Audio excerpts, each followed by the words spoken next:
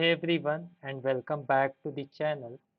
Today I will teach you the top 10 things you must remember about the MySQL to build applications that are fast, scalable, and secure. Let's dive into it. The first and biggest mistake that users do when they use MySQL is that they treat it like a simple storage bucket so that they can dump their data without much care into it. You must remember while using MySQL is that a well-defined schema is the foundation of your entire application, and a bad design can lead to slow queries, duplicate data, and a nightmare to maintain it. To resolve these, invest your time in the normalization. Aim for the third normal form to eliminate the redundancy. Think about how you will access your data before you even write the create table statement. A little planning can save you from a massive refactor later. Next comes the storage engine. For almost all the modern applications, the MySQL uses the InnoDB engine behind the scene. It is the default engine for the MySQL. However, users almost always assume that all tables are created equal and hence all of them use the same engine, but it is not true. Different tables which store different kinds of data must use the different type of engines accordingly so that they can improve their performance and scalability. MySQL supports multiple storage engines and you must carefully remember it before creating your tables. InnoDB engine is great, uh, no doubt into it. It provides the ACID transactions, row level locking, and the foreign key constraints. It is most of the time the right choice for most of your application tables. Also, you must avoid MyISAM engine because it only has table level locking, which kills the performance under load and it has no crash recovery. If you have old MyISAM tables, convert them to InnoDB to achieve the performance and the scalability, durability, and recovery, etc. Third thing to remember is that of the indexes. Indexes are a very important construct in the database to improve the read performance. Indexes are like the book's index through which you speed up your the data reading from the database. So remember that when you use the index heavily on every column of your table, it impacts your write performance because the more the indexes into your table, the slower the write into the table becomes. And if you completely ignore the usage of indexes, your every query to the table will do the full table scan. Hence, your read performance will be worsened. Thus, there are a trade-off while using the indexes, so carefully and smartly use the indexes. Use the explain statement for your queries to analyze your queries before deploying the indexes into them. And start with the indexes on the primary keys and foreign keys to actually avoid the imposing the indexes on every column. And lastly, avoid the over indexing because it leads to the slower write performance. And the next thing to remember is that every query written by you is important for the database performance. If the query is not efficient, it can destroy your database performance. Thus, you need to be intentional about every query you write. And whenever you extract the columns from a table, avoid using the select star construct to fetch all the columns.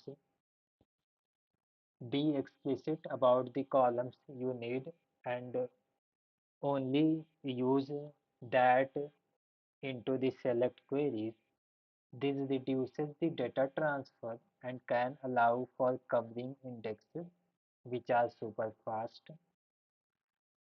Other than this, write the specific where clauses and be very careful with like queries because they cannot use a standard index.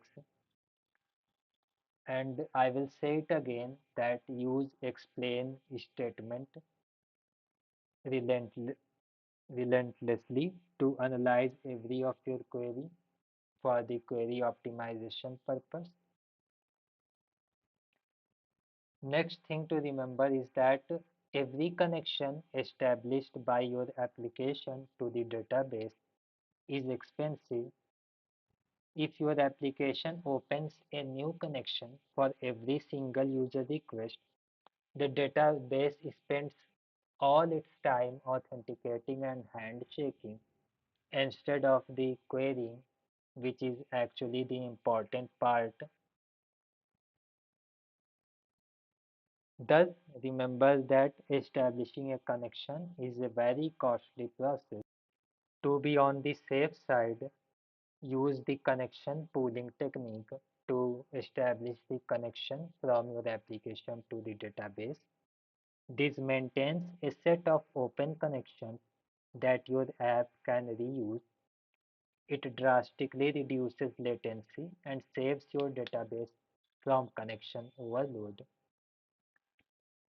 Next thing to remember is that your database can grow from the day one. Success of your application means that your data will grow. A table with 1,000 rows behaves very differently than the table with the 10 million rows.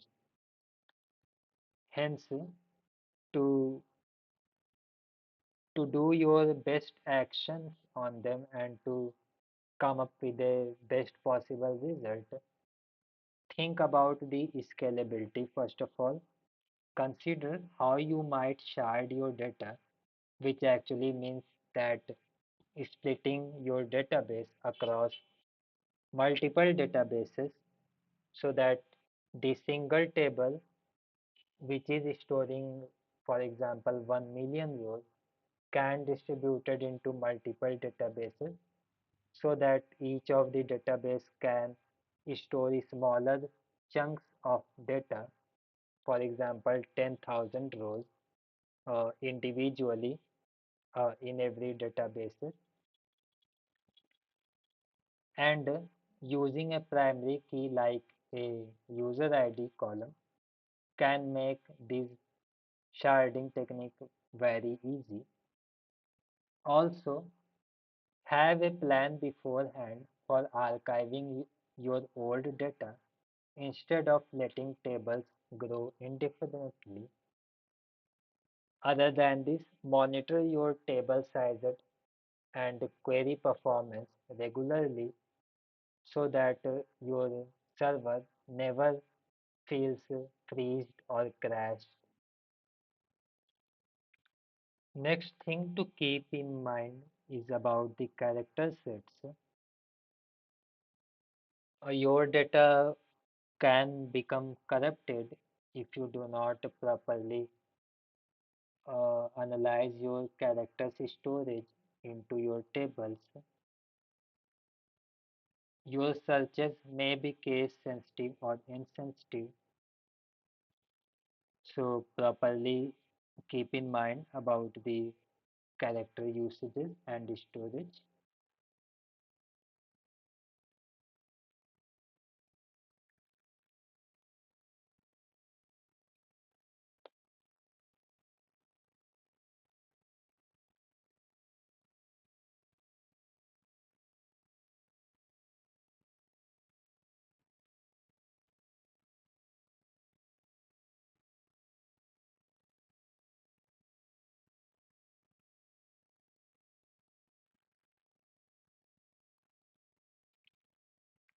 People often consider the database transactions same as the monetary transactions, but it is a misconception only. Database transactions ensure a group of SQL operations are atomic and they all succeed or they all fail at a time. This is crucial for data integrity anywhere you have multiple related writes. So anytime you need to update two or more tables for a single logical operation, wrap them into a single transaction. For example, decrementing inventory and creating an order must comprise into a single transaction. If the order fails, the inventory must be rolled back for the data integrity comprising your entire application. Next thing to keep in mind is about the security, and it is very crucial in the database context. Attackers can anytime attack and hack your databases. Thus, you must enforce the security techniques. For the enhanced security, use the strong and unique passwords and follow the principle of least privilege into your databases. Create a dedicated user for your application that only has the read, write, or the update permission on the specific tables whenever it needs, not all the time. And never ever run your app as the root user. It is a very high security risk while doing so. And lastly, keep your MySQL version up to date to be on the safe side and away from the security vulnerabilities that may creep into the older MySQL version. And last thing to remember is that gap backups are useless without the restores, because if the data cannot be restored you are when you need it most, thus backups are of no use. Hence, for the robust backup and restoring, you must have a automated backup strategy. For example, use the MySQL dump or Persona Extra backup or some cloud snapshots for the optimized backup of your data, and regularly test your restore process in the staging environment so that you can ensure that whenever you need your data to be restored successfully, you can ensure it beforehand. Uh, any failure occurs. The real disaster is obviously the worst possible time to find out that your backups are not working, and hence you cannot restore your crucial data into your application. And lastly, keep in mind the crucial difference between the logical backups and the physical backups. This brings us to the end of this video. If this video helped you understand the crucial 10 things about the MySQL, smash the like button and subscribe for more content on backend development and databases. Thanks for watching, and I will see you in the next one.